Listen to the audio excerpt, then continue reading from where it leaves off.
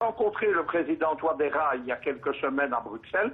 Nous avons longuement, vous vous en doutez, puisque moi j'anime le lobby pro-russe en Afrique et en Europe, vous vous doutez que nous avons longuement discuté de la Russie. Il m'a très bien fait comprendre ça. Il m'a dit, nous ne voulons pas remplacer un bloc par un autre, nous n'en avons pas les moyens. C'est le même problème au Mali qu'en Centrafrique. Mais nous avons de l'espace géopolitique et nous avons, au niveau des Nations Unies, qui sont toutes puissantes en Afrique, n'oubliez pas qu'au MINUSMA, la grande force, ce n'est pas seulement les Français de Barkhane, c'est la MINUSMA. Nous avons des alliés, notamment au Conseil de sécurité, ce que nous n'avons pas eu pendant 30 ans, depuis l'éclatement de l'Union soviétique. Ce que les Russes viennent faire en Afrique, quel est leur intérêt? Fabrice l'a bien expliqué. La Russie, c'est un État-continent. Tout ce qu'on trouve dans le sous-sol africain, les terres rares, l'uranium sur les frontières de la Mongolie extérieure, le gaz, le pétrole, tous les minerais stratégiques, plus ce que n'a pas l'Afrique, la technologie nucléaire notamment, etc. La Russie, là. La Russie, elle vient là parce qu'elle a l'ambition de redevenir une grande puissance mondiale et que pour ce faire, il ne faut pas que les Occidentaux recolonisent l'Afrique. L'Afrique, c'est l'enjeu de la future Troisième Guerre mondiale. Qu'est-ce que les Russes viennent faire? Ils viennent s'installer géopolitiquement, ils offrent des capacités de reconstruction des États africains. Ce que les Occidentaux ont fait, c'est la destruction des États africains. Ça a commencé dans les années 1980 avec les ajustements structurels du FMI, où on a détruit les industries africaines qui étaient naissantes, on les a détruites totalement, voire le cas du Zaïre. Le Zaïre, en 1980, il projetait même d'avoir une industrie spatiale. Regardez le lamentable état de la RDC aujourd'hui. Ils ont ensuite, c'est la deuxième phase, c'est la recolonisation. Ils ont détruit les États au moment du discours de La Baule de Mitterrand par le multipartisme pour lequel l'Afrique n'était pas faite à l'époque. Les États se structuraient par des États partis et ça fonctionnait bien. Et troisième vague à partir de 2007, création de l'Africom, printemps africain, etc., c'est la recolonisation de l'Afrique, la destruction des États par le chaos. La Russie a compris ça. Elle aide les États à avoir un début de restructuration. Son but en Centrafrique et maintenant au Mali, c'est quoi? C'est de reconstruire l'État malien au départ de l'armée malienne. Et surtout, oui, c'est ça, et surtout l'armée nationale, en fait. Oui, c'est l'inverse de ce que la France a fait. Lorsque la France est intervenue au Mali en 2012, elle a commencé, et ça a été la même chose en Centrafrique, elle a commencé un jeu de bascule entre l'armée, l'État malien un jour, le lendemain c'était une fraction djihadiste, le troisième une autre, on a livré Kidal au fameux MLNA qui n'y était pas planté ethniquement, donc c'est la ville principale du nord malien Touareg, et c'est ce qui s'est passé. L'armée africaine, on l'a détricotée, on l'a empêché de se reconstituer et on l'a empêché de s'installer sur le terrain. C'est ça le jeu vicieux de la France. Lorsque des gens comme Hollande, comme Le Drian, comme Macron viennent vous raconter que la France vient stabiliser les États, non, elle vient y instaurer le chaos et les détruire parce que c'est le prétexte pour être là. Au Mali, il y a des richesses, comme en Centrafrique.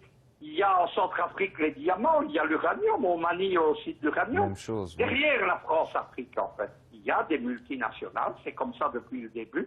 Les deux plus grandes étant Elf devenue Total pour le pétrole et le gaz, et Areva pour l'uranium. La France est exportatrice d'uranium et de centrales nucléaires. Il n'y a pas une goutte d'uranium en France. C'est ça qu'il faut comprendre. Oui. Et donc la France a besoin du prétexte. Ce prétexte, c'est le chaos. Ce sont les différents terrorismes islamiques. Et ce sont les guerres ethniques. Mais tout ça est le produit, l'ambassadeur Richard Normand l'explique bien dans son livre, c'est le produit de la politique criminelle, moi je n'hésite pas à le dire, du gouvernement français, et singulièrement aujourd'hui de Macron, qui a en plus le vice, parce qu'il n'y a pas d'autre terme, de vendre sa nouvelle France-Afrique 2.0 comme quelque chose qui est là pour aider les Africains. Monsieur Béor, est-ce que vous êtes avec nous toujours? Vous m'entendez? Oui, je suis là. En fait, on a vu aussi au Niger, enfin on parle aussi du Niger parce qu'il faut partie des pays donc, du G5 Sahel, mais le président donc, Issoufou avait demandé, avait appelé, tout comme le ministre des Affaires étrangères burkinabé d'ailleurs, à une coalition internationale, à la formation donc de cette coalition internationale, donc entre la France, les États-Unis, l'Allemagne entre autres, comme l'a dit Monsieur Michel, au sein du Niger. Mais est-ce que donc cette arrivée russe au Mali risquerait d'interférer donc cette fameuse coalition internationale que, soi-disant, on va dire que le Niger et le Burkina demandent à mettre en place dans leur pays? C'est antinomique. Je prends juste un parallèle avec la Syrie. On parle de coalition internationale contre Daesh, mais ce ne sont que les Occidentaux et ses alliés des pays arabes. En cas précis, c'est exactement la même chose.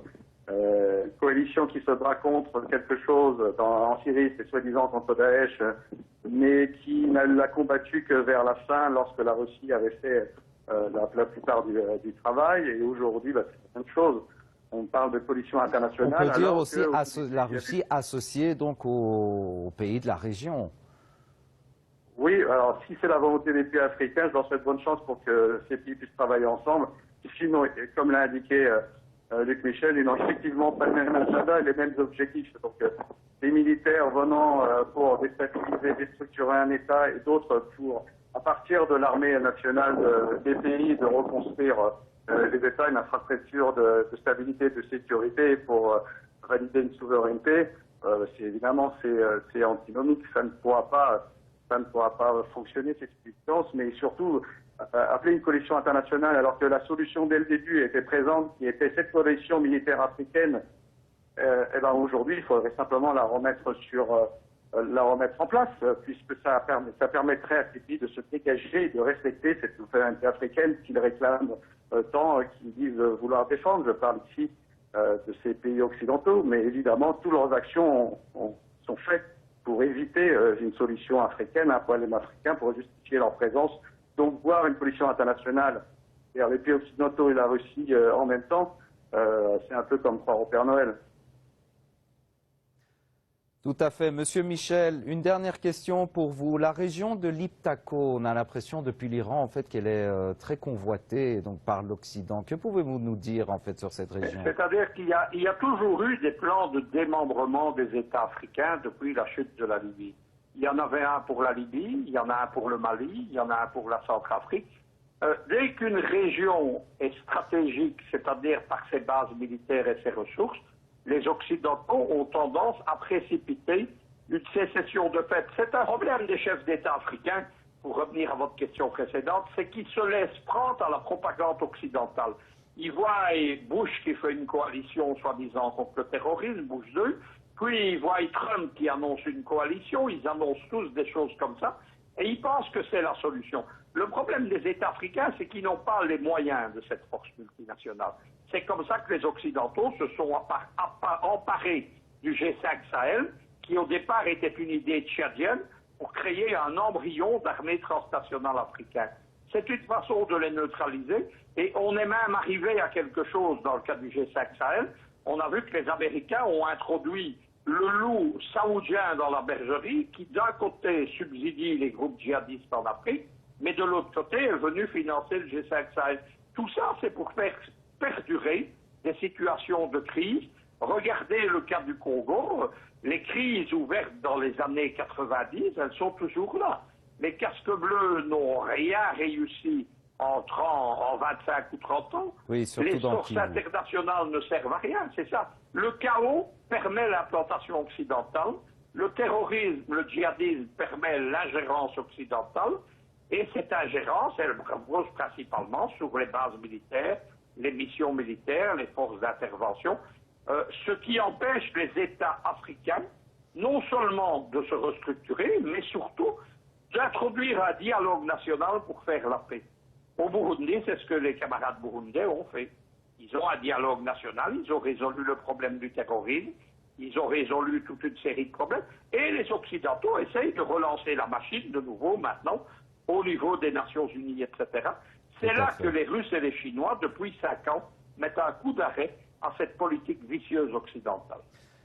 Merci, Monsieur Michel. Ça va être le mot pour la fin. Merci beaucoup, Monsieur de Béor, donc, de nous avoir accompagnés durant l'émission. Quant à vous, je vous souhaite une excellente semaine à toutes et à tous et je vous retrouve la semaine prochaine pour ce débat sur l'Afrique.